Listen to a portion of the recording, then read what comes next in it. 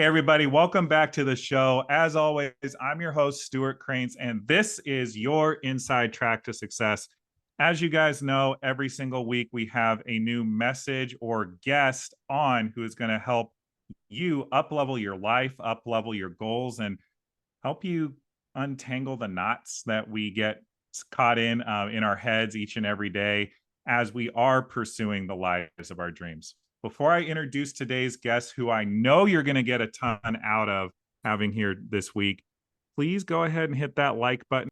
As always, please share this out with somebody that you know if you get any sort of value from today's conversation, which I'm pretty confident you will. Again, y'all, this is a totally free show. We don't have any sponsors. So do us a favor, help us become more relevant in the search functions over on Spotify in particular, so that more people can gain the wisdom, gain the knowledge, and be impacted by this show. So without further ado, y'all, I want to introduce this week's episode. This is somebody that my wife actually met at a public speaking event about a year ago, and she could not have spoken more highly of him. He is somebody that is a mental health and wellness, not only advocate, but trainer, is somebody that leads talks, leads trainings on this subject in particular in schools, in corporations, supporting people in the mental aspect of what they're doing. And we all know, y'all, it's a tough world out there. There's always a lot of stuff going on in the news that can get us down. So I am super excited to dive in with him. He is also the host of the High Cost of Anonymity podcast, where he speaks about the topics of mental health, addiction, and overcoming these obstacles each and every day as a part of his show. But without further ado, y'all, I want to introduce Preston Moore. So thank you for being on the show today. How are you? Oh, doing well, Stuart. Thanks for having me, man. It's an honor and a privilege. Thank you.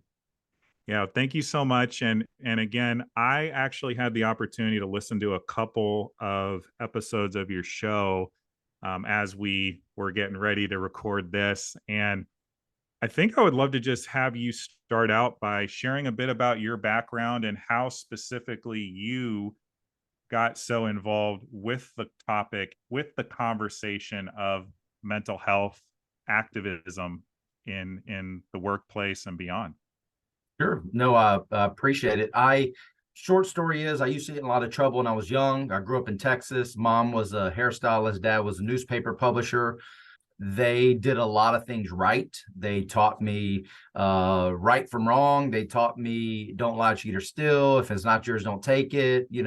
Look someone in the eye when you're talking to them. And where I'm from in Texas, yes, ma'am, and no, ma'am is very, very important. But with that good upbringing, they taught me how to work hard, show up no matter what. Both of them were business owners, so there wasn't any calling out sick. And so those are all great things. But I also learned, if you work hard, you get to play hard. And everybody around us was a good, fun time for the most part. We had a lot of friends, a lot was going on. And I also made the connection, Stuart, really early. They didn't necessarily teach it to me. I just picked it up, that everything was funner. Everybody was in a better mood. There was a lot more excitement when there were ice chests around. There were those cans that come in the 12 and 18 and 24 packs, the big bottles with the handles on them. And so early on, I started experimenting with alcohol, worked into other substances, but I got my first DWI my senior year in high school. I was 17 years old. At that point in time, it was my parents' fault, the counselor's fault, the police fault. I didn't know about the disease of addiction. I didn't know about obsession and compulsion. And all I wanted to do was get out of school, get my own job, make my own money, make my own decisions. Graduated high school, got a real estate license. I started working pretty much immediately. 2 years later, drug possession. A year after that, a DWI. 3 months after that, another drug possession. So here I am, in some areas responsible, productive, functional, high achieving in a lot of ways, and yet this other area I was unlucky. I was wrong place, wrong time. I was having these in my mind, it wasn't any different than anybody else that I was around, because at any given moment, my buddies, were with us. My parents were with us. I mean, we're right next to everyone. I wasn't getting mean. I wasn't getting in fights. I wasn't falling down drunk or anything like that, but I kept getting arrested. And so the state of Texas insisted that I quit doing what I was doing. Imagine that. Forced into strict probation, forced into rehab. And I remember being there at 21 years old around a bunch of old people. They were like in their 30s and 40s. I mean, as far as I was concerned, they were ancient. Having a hard time identifying because I didn't look like them. I didn't talk like them. They were talking about losing jobs and houses and families. And I was this buttoned up, yes sir, no sir, respectable kid in a lot of ways that was just unlucky.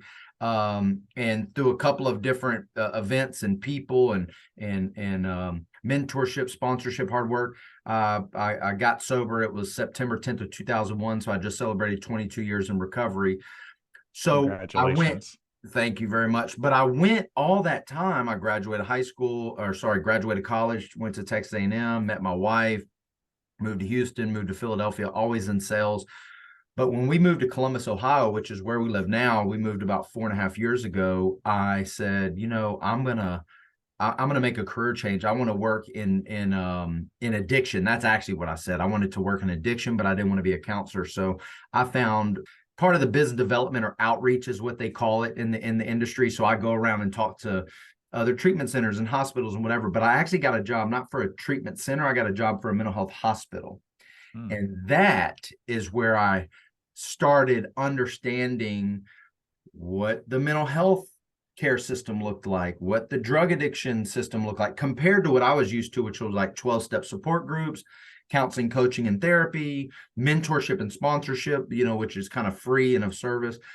And so what I do now is I teach and train around the gaps. Like, what does it mean when they say, what does therapy mean, for example? What is this type of therapy? What is if you go see a psychologist, what does that mean? What's a coach? Like fitting all that stuff together, and talking about, in my words, would be the solution is in the mirror. Although we know that mental health and addiction is a big issue, the healthcare system, the criminal justice system, insurance, school systems, universities, everybody knows it's an issue, Stuart, but nobody knows what to do about it. And there's huge gaps between finding a counselor, hiring a counselor, paying for a counselor, seeing someone consistently over a long period of time. How do you cover it in cost? Does insurance pay for it, et cetera? What if it's your kid, your wife, et cetera?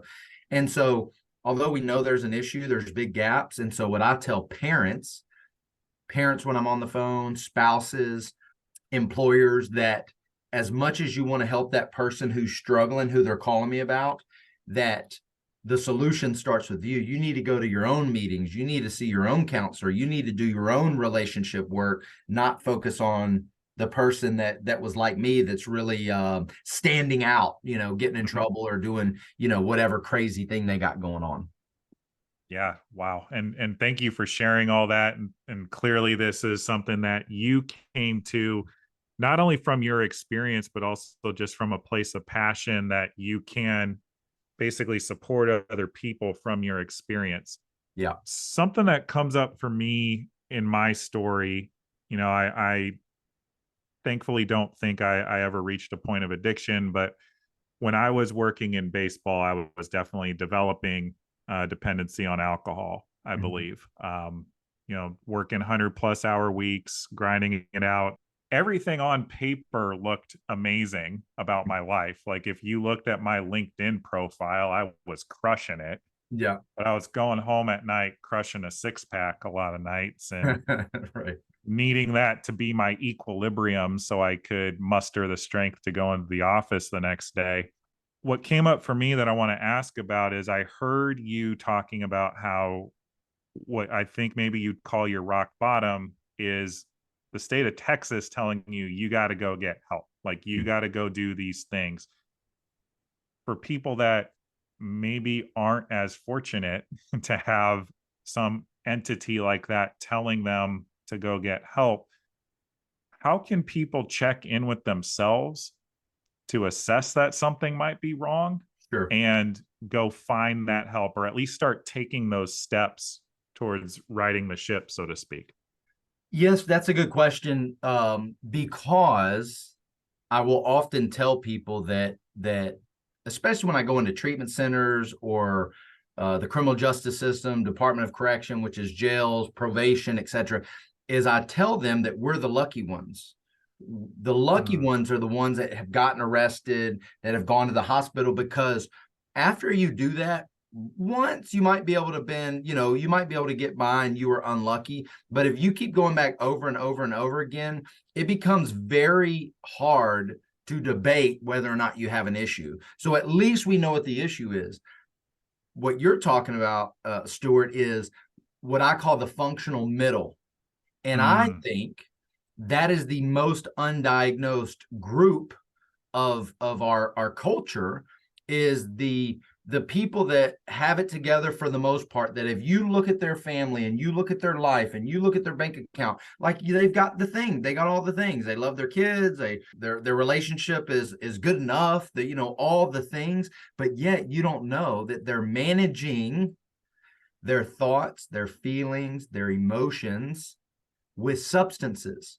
And so whether that's alcohol in the form of wine or spirits or beer, or pills, a lot of people overlook pills. They're taking Xanax and Adderall and other Valium and other things that they're using it to sleep. They're doing, and they don't even count that, right? Or they're smoking a little weed. So what I look at is, I would argue that many people that misuse, because there's a very big difference between an alcoholic and someone that is misusing substance, right? That when people are misusing substance, usually they know it, right? They'll defend it. They'll defend it with other people. Like if I said, "Hey, Stuart, you're probably having a little too much to drink," you'll defend it, but when it's quiet, that you're doing a little bit too much. And so what I find is, when I have people ask themselves a question, why is it that I'm using a substance to manage my emotions? What does that look like? When I get home and I'm stressed out, what do I do with that stress? Do I go work out? Do I do some breath work and meditation? Do I go for a nice walk with the spouse? Or do I go, whoo, man, I can't, let me get a couple drinks? That's how I calm down, right? I'm not saying that there's necessarily something wrong for that for everybody, but why am I using that to manage my emotions as opposed to something else? Am I eating Oreo cookies, or stuffing my face with croissants, that kind of a thing? And so if I can get people to start looking at, why do I find it necessary to use outside substances in liquid, pill, plant form? That's the first question. And what do I want to do about it, right? And if I start to look at and start to be aware, like every time I feel stressed, every time it's football weekend, we were just talking about that, right? That if anything, I remember thinking everything is funner when there's substances around, usually in alcohol form, right? That if I was going to go do something for fun, I would never even consider there being no alcohol around. And so if I wanted to have fun, I could use substance to have more fun. If I was down, I could use substance to feel less down. If I was stressed and overwhelmed, I could use a substance to make me numb, right? And so if we start there, then I can connect with more people, as opposed to debating, do I have a drinking problem or not? Does that make sense? Yeah, absolutely. I guess I'm curious, in the work that you do you see any commonalities between people for why they start to misuse substances, and any patterns that you can point out? Sure. I think that in one of the workshops that I do, I talk quite a bit about family dysfunction, emotional dysfunction and family dysfunction. And there's a guy I love his content. He's back from the 80s. His name is John Bradshaw. And the reason I like him is because we talk about mental health and addiction as if it's some new crisis. But John Bradshaw was doing 10-part series on PBS, an hour a block. That's 10 hours of content that he was doing on the dysfunctional family. And what John would say is that our society is sick because our family is sick, and our family is sick because we are living by inherited rules we never wrote, right? So we're living by rules and beliefs that we never wrote. But he says our families are sick because about, he would say 97% of families are emotionally dysfunctional. The new numbers are really more 60 to 70%. But I would say you might be dysfunctional at a 3, and you might not even rank on the scale, right? But what does that mean, emotional dysfunction? That means that, does my emotional reaction match the situation? Or am I overreacting, underreacting, etc.? And so everybody has some form of insecurity. These are the cores, Stuart. Insecurity, self-worth, fear, and kind of mixed within that, as our girl Brene Brown talks quite a bit about, is like the shame and guilt cycle, right? Because I don't feel like I'm enough. Any given moment today, 22 years in recovery, I meditate every day. I do all kind of personal development stuff. Any given moment, Stuart, if I'm not right mentally, emotionally, spiritually, I'll feel this small, like I'm not enough. I don't deserve this interview. I don't deserve that paycheck. I don't deserve for anybody to listen to what I have to say. So whether my solution to that self-worth, I'm not good enough, I'm never going to make it, etc., whether my solution is high achievement, which is what you were talking about earlier, checking the boxes, grades, making sure my LinkedIn looks good, high performing as a manager, or my solution is pour me another, or my solution is I'm just going to be kind of right in the middle. I'm going to show up to work every day. I'm going to take care of business. I'm going to be a good family man, but my goal is to be numb, right? Those are solutions to that hole in the soul, which usually resonate with, I'm scared of something, I'm worried about something, I'm nervous about something, I don't feel good looking enough, or I just don't feel worthy of what I've been given. So I compensate with success in buying, or I underperform and just say I'm never going to match up, so I'm just going to underperform. And both groups, because there's a bunch in the middle, but both groups are looking at the other as if they're different, and they're actually not. Their solutions are different. What they've how they've chosen to manage it is different. But when I look at people, no matter where they come from, and I say, I don't feel like I'm enough, I don't feel like I deserve, I feel shame at how I acted with my son, almost to the T, everybody goes, me too. I know what that feels like. And and the commonality is that, but our backgrounds are different, where we come from is different, our skin color is different, our sexual preference is different, right? Those are kind of the roots: fear, shame, guilt, self-worth, and some form of insecurity or low self-esteem. Wow. Yeah, and I feel like I have so many follow-up questions on what you just shared, but I guess maybe to try to thread the needle for them. Earlier in this conversation, you said that the solution is in the mirror, right? Which I equate to getting people to take a look at themselves, take responsibility for where they're at in real time, and understanding that it's they themselves that get to flip the script, that get to make the choice, to make the change, to course correct, or maybe never pick up the bottle in the first place, so to speak.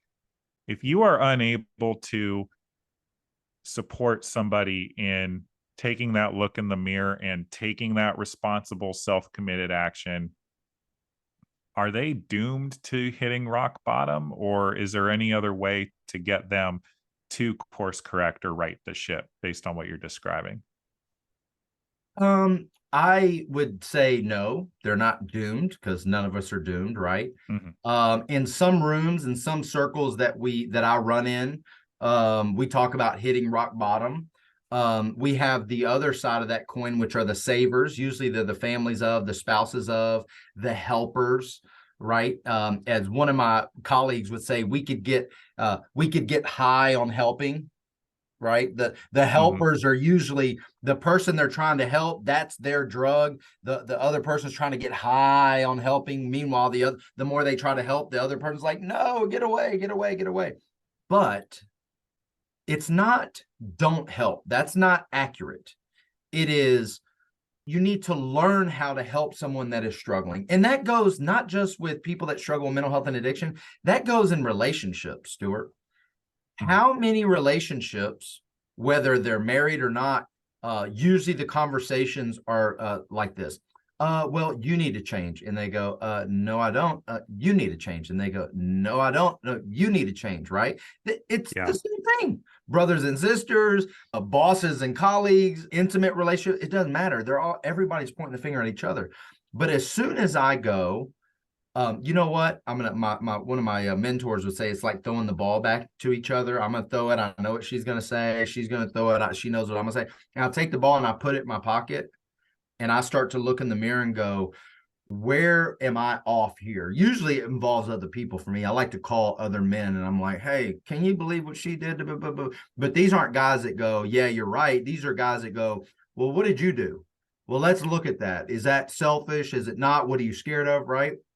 And so, that takes time, but the number one way to help that person is you want to be loving, you want to be supportive, but you don't want to be, what's the word, where you're trying to bulldoze them and force them into it. You don't want to be codependent and enabling, but here's the number one thing.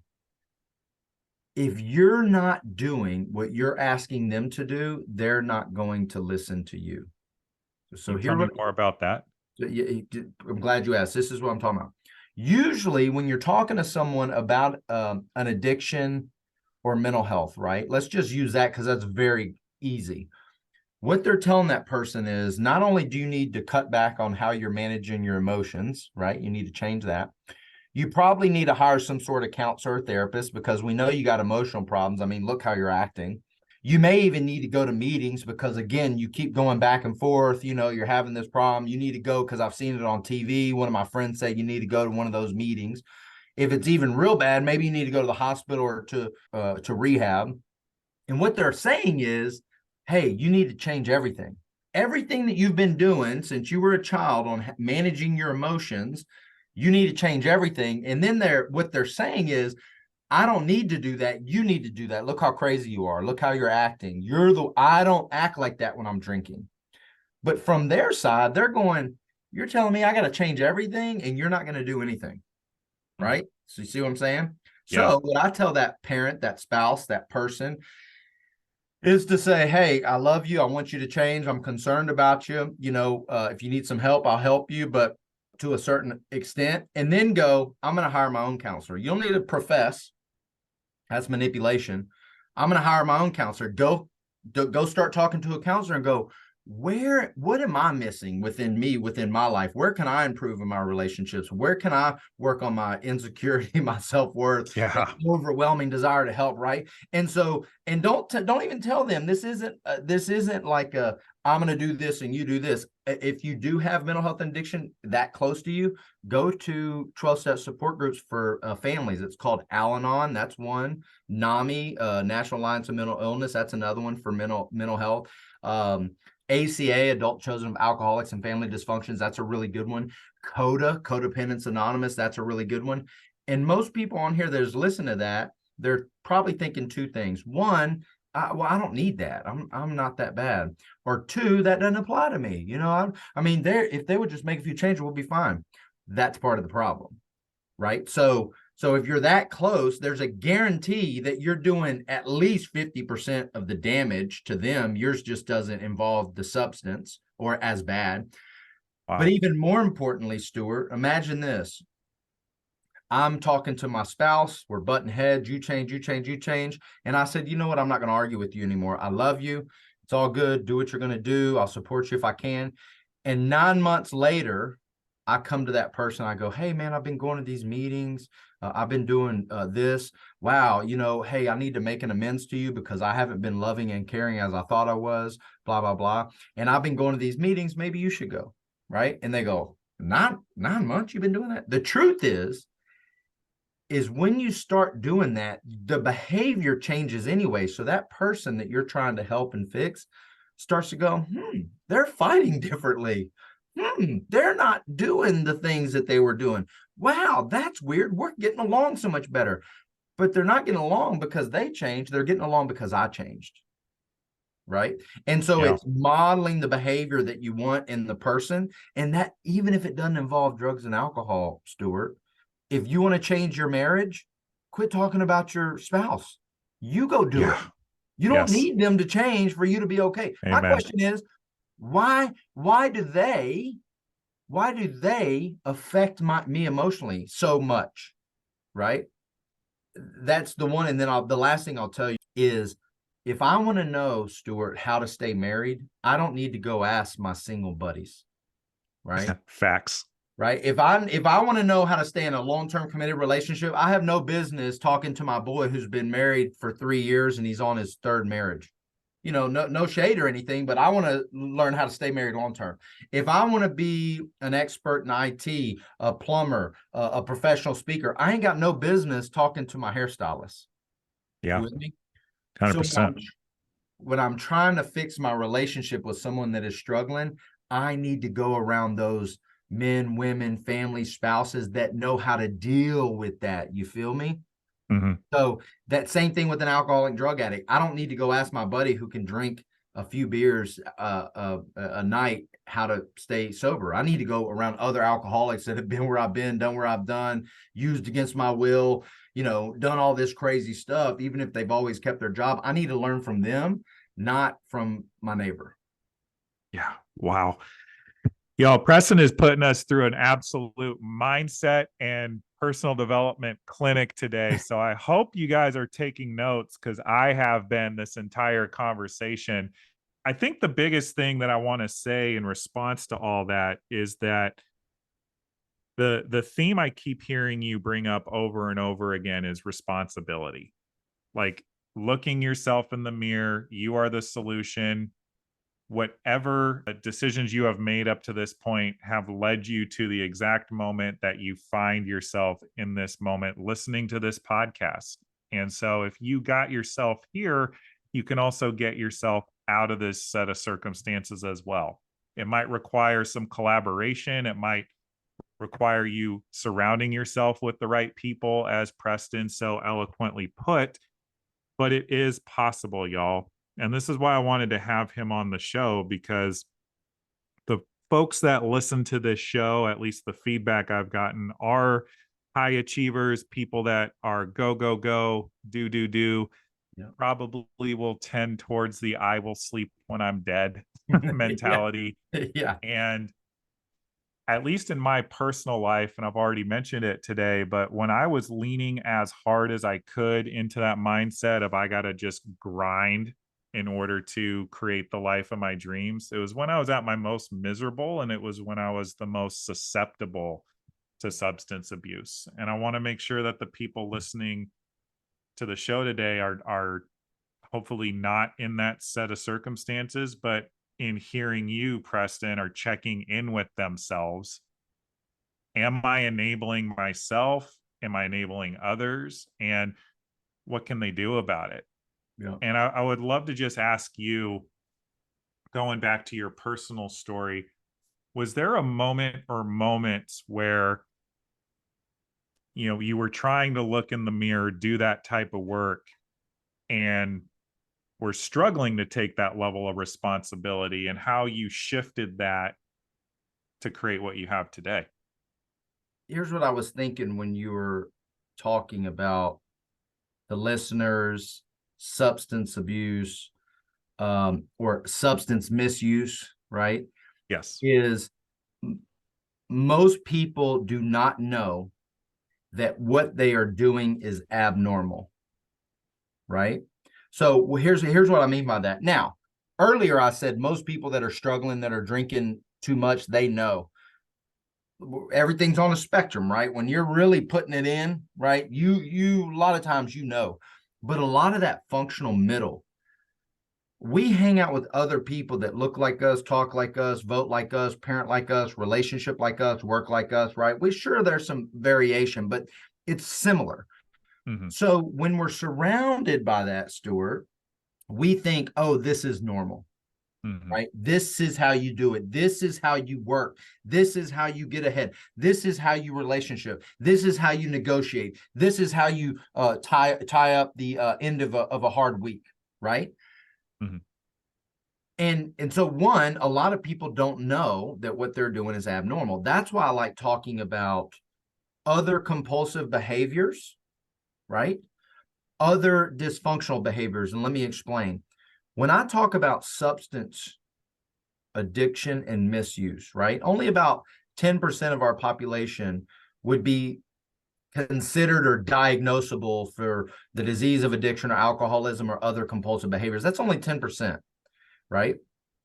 Of that 10%, there's only about 1 in 20, maybe 1 in 30 that are actually seeking help and treatment, which is a very small number. So when we're talking about mental health and addiction, so many people, if they don't have a diagnosis or they don't have a substance issue, they go, oh my God, Stuart Preston, what a great topic. My cousin needs this, but they don't. Yeah. Oh, my neighbor needs this. They don't, because people are looking for a reason subconsciously to separate themselves. But let's talk about work. Yeah. Right. Let's talk about the anxiety, or that overwhelming desire to prove myself that wakes you up in the morning and have you working long hours. And then when you come home to be with your spouse, you're not really there. Right? Your bank account looks right. You're getting the pat on the back at home, or sorry, at work, but your home life is a little cray cray. This is just the work part. When I go talk to my people that are in treatment or in jail, I say, what's the difference between a father that gets arrested and sent off to jail for 10 years, the dad that works 60, 70, 80 hours a week that's never home, and then the dad that's home, but he's never available because he's either on the TV or he's under the influence and not engaged, right? Yeah. It's the exact same thing. They're both abandoning their child and spouse in some way, shape, or form. It just looks different. But one group of those men are heralded as great, and the other was like, man, what a loser. They got sent off and abandoned their family. Right. That's why in treatment, a lot of the children, when we're talking about schools, treatment for kids and mental health, a lot of kids that come from affluent and high achieving households, right? Upper middle class, upper crust people, and the low socioeconomical groups, which are like our poor, the people who go, oh, those people are, poor them. Yeah. Yeah. Their kids are experiencing the same exact issues. Right? They Mind-blowing. both have their own form of abandonment. Both are looking at the other. At least the low socioeconomic peeps are looking at the rich peeps and like, hey, what do you have to cry about? You have a dad, or at least they're buying you things, or your mom's around, but they don't know that mom's taking anti-anxiety medication, that she shames and guilts them to death, that they behave one way behind up in front of everybody out in school and out in public, and their home life is an absolute nightmare because they're trying to make sure that they do all the things, and it creates all this anxiety. It's the same thing, Stu. It's the same thing. And so there's that. There's the work. There's obsessive cleaning, obsessive worrying. There's shopping, so like spending, overspending, so going into debt. Obsessive saving, right? They don't spend. They got plenty of money, but they in their mind they're always broke. There's all kinds. Overly strict, right? Overly strict is often like sometimes associated with like overly strict militaristic families, overly strict religious families, or the punishment doesn't match the crime. Maybe they don't put their hands on their kids, but they shame and guilt them to death. Like now, when we're talking about that, when we talk about, hey, no matter what, even if you get that promotion, your bank account looks right, and your wife does this for you, and your kids are, how do you feel for real, for real, for real? And they go, well, I still don't feel like enough. I feel like I got to do it again. When we can get on that stuff, instead of talking about substance, which so many people go, I don't have a problem. It's not a big deal, right? We can get on that. Now we've got equal footing, because now I can get to you, because all I got to do is talk to you for a little while, and I can figure out what your thing is. If we just talk about mental health and addiction, 80 to 90% of people are excluding themselves. They're thinking about someone else, not them. Yeah. Does that make sense? Yeah, 100%. And thank you for sharing that. I feel like that's going to land for a lot of people listening. Something that came up for me, because you were coming up with some of the non-obvious ways that this kind of takes hold of families and also just in our personal lives. I spoke a little bit earlier about how during my baseball days, particularly with the New York Yankees, I was definitely veering towards alcoholism. What I was actually abusing was caffeine. Like I Mm, kid you not, you know, a lot of those days would be 15-hour days, days on end, often wouldn't have the weekends off. yeah. I know at one point I worked, I think like 43 straight days. And those large iced coffees at Dunkin' Donuts that are like this big, You I you would, were on you were on the East Coast when you were doing this, right? oh yeah, oh yeah. That because you that's what I say because you went to Dunkin'. Yeah, oh yeah, yeah. No, no. It wasn't by choice. It was just what was there by That's Yankee what's Stadium. there everywhere. But these things are this big, they're like the big gulp cup you see at 7-Eleven. I would drink two, sometimes three of those a day of just black iced coffee and wonder why I felt like garbage all day, every day. But then I would do it again over and over and over again. And, I had no concept of personal development or even just taking care of myself so that I could create what I wanted in my life at that season of my life. Sure. So I did have to hit that rock bottom. And so I just wanted to share that in case it resonates with anybody, that it isn't just drugs or alcohol, y'all. And it actually could be behaviors that are more or less, taken for granted by society. Like, oh, Stu loves his coffee, Yeah. but I was hurting myself every day. Yeah. Yeah, I usually try to stay away from that topic because I will still drink 3 Dunkin' Donuts if you let me. But you're right in that the it's we have to look at everything as a big picture. And then if you work with a coach or a counselor or therapist, is let's get into the motivation. What's the Mhm. driver? What's driving this work, this behavior, these relationships? Like one thing that nobody likes talking about is food, right? That Mm. Mhm. how many people overeat, undereat, obsessively work out, eat a bunch of bad stuff, they don't read the labels, they're eating tons and tons of sugar. I mean, I struggle with sugar. Sugar and caffeine are topics I don't like addressing because, well, one, you typically don't get arrested for it, but two, I struggle with that. You're right. It's a Yeah. challenging thing for me. But a lot of things that's rampant in college and a lot of high achieving industries is Adderall, and so Ooh, many yeah. people. I mean, if you look at the chemical makeup, the chemical structure of Adderall, it is one, and I don't know if it's molecule or a piece of something, right? You imagine a chemical Yeah. structure. No, It I'm is with you. one piece off of methamphetamines, Yeah. right? And I'm not saying nobody needs Adderall. That's not what I'm saying. But Mhm. the amount of people that use Adderall as a mind and mood altering substance under the guise of achievement, you don't, you don't, you're not looking at the behavior, the compulsion, the distance. Because when you're on Adderall, you're performing well, but you're not super connected to your emotions, right? You're not always Yeah. super engaged. Some people can perform, but they're not really there. Mm. Marijuana is another one, right? The people say, "Oh, it's natural. It's God's plant. Mother Earth gave it to us." But marijuana and alcohol, as a matter of fact, is some of the most anxiety and depression inducing substances, even though people use it to manage their anxiety and depression. That's why I always go back to the answers in the mirror, because if I'm not talking the reason I can identify with you or identify with someone, the struggle or the insecurity or the self-worth, I can see it because I do it, Yeah. right? I'm in it, right? I know what it looks like. I know the questions to ask because I know it hits me. And here's the other thing, Stuart. I teach what I need. I still struggle. One of my you heard of Jen Sincero Oh with yeah, I love her. I love her, and I've heard about her before, but she really hit me between the eyes. I was at Lewis House Summit of Greatness, and I was there going, I've already heard this stuff. I'm just here to see my friends. I mean, I don't really care, but Jen Sincero hit me right between the eyes when she said, new level, new devil, right? new level, new devil. And in my circles, we talk about, we do 12 steps. We talk about character defects and shortcomings.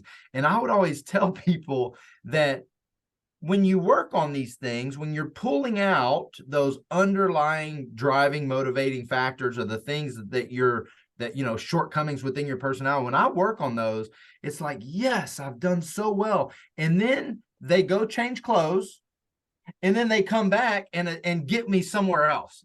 So it's like the same thing, new level. I done raise my mental and spiritual levels up, and all of a sudden I got something else up there I got to work on. Often it's something I thought I worked on in the past. Same thing when I go down. If I level down, right, I'm struggling.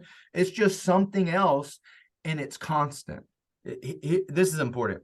If I could self-diagnose, Stuart, if I could see it for myself, I wouldn't need you, and I would need a mentor or a counselor, or those meetings, or come teach it because I'd figure it out myself. So most people, when we're talking, they're going, oh, they're diagnosing themselves. Oh yeah, I have that. I don't have that. I don't really struggle there. But get with the coach. Go get with a counselor that's got some skills. Go get with another man or someone of your same sex, right, that's done some work, and try to run that bull junk by them, and then see how level-headed and calm and collected you think you are. And so that's another valuable thing, is it's not just counselors, coaches, therapists, whatever.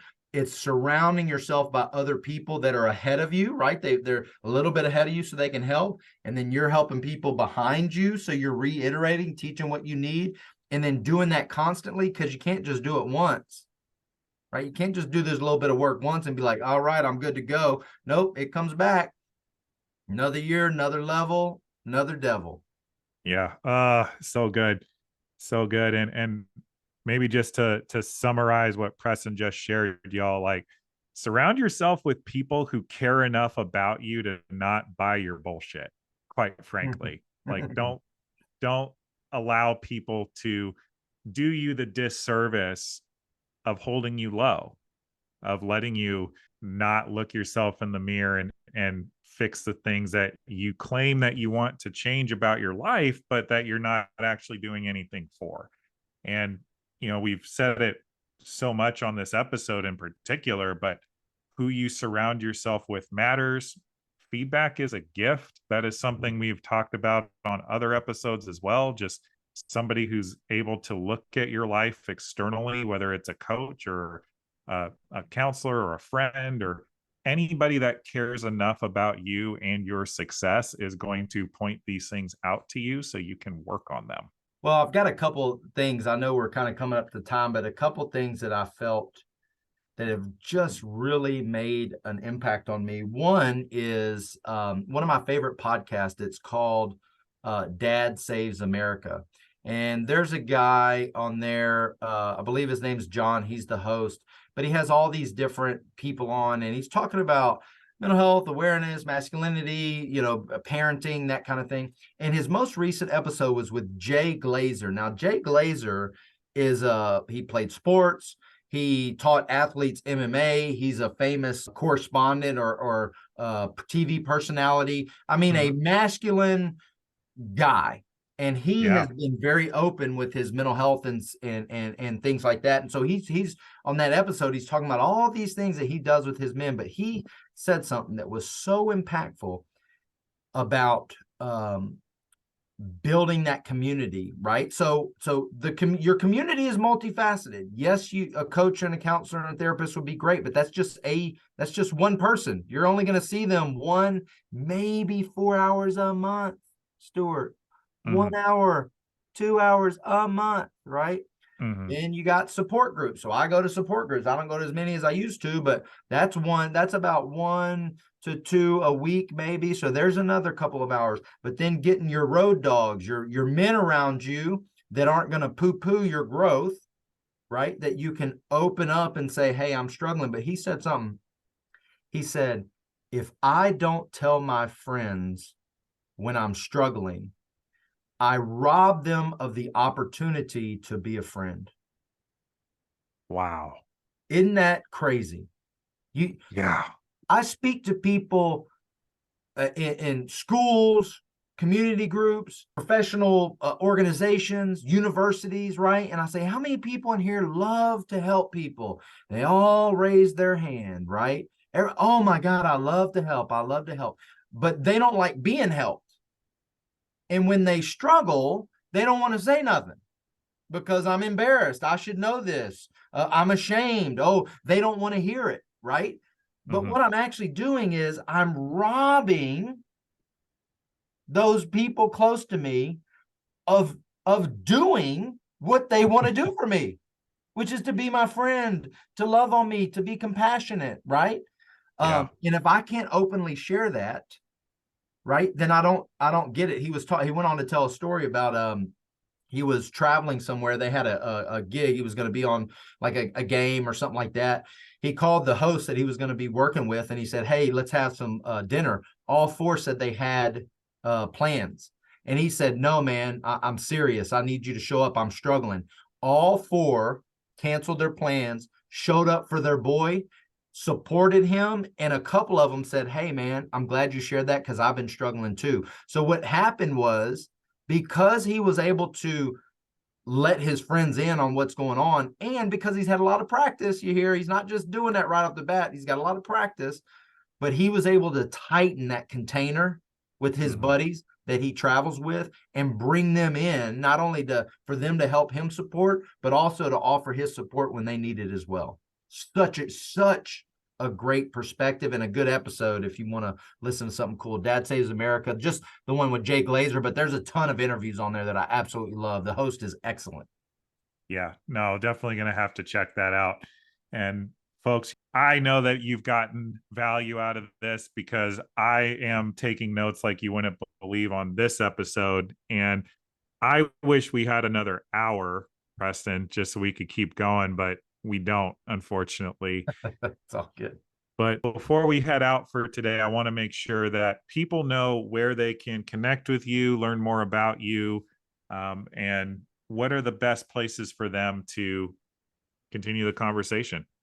Yeah, I appreciate it. My all my Instagram, TikTok, Facebook, it's K Preston Moore. I probably should have put the K on my name there, but K Preston Moore, K for Christopher, kprestonmoore.com is my website. Preston at kprestonmoore is my email. All my socials are at K Preston Moore. I've got a podcast called The High Cost of Anonymity. I've got over 200 episodes on there that you can go and listen to, workshops that I've done. I speak professionally, so if you know of anyone that needs someone to come in and talk about stigma prevention, moving the conversation forward, and most importantly, how do we get friends, family, coworkers, kids to utilize services before they need them, instead of waiting until they get sick, waiting until they get arrested, waiting until they get a diagnosis, and then go, oh, we need to do something about stigma. So if you know a speaker, a conference, a support group, you holler at me, and I would love to connect with you. Thanks for having me, Stuart. It's an honor and a privilege.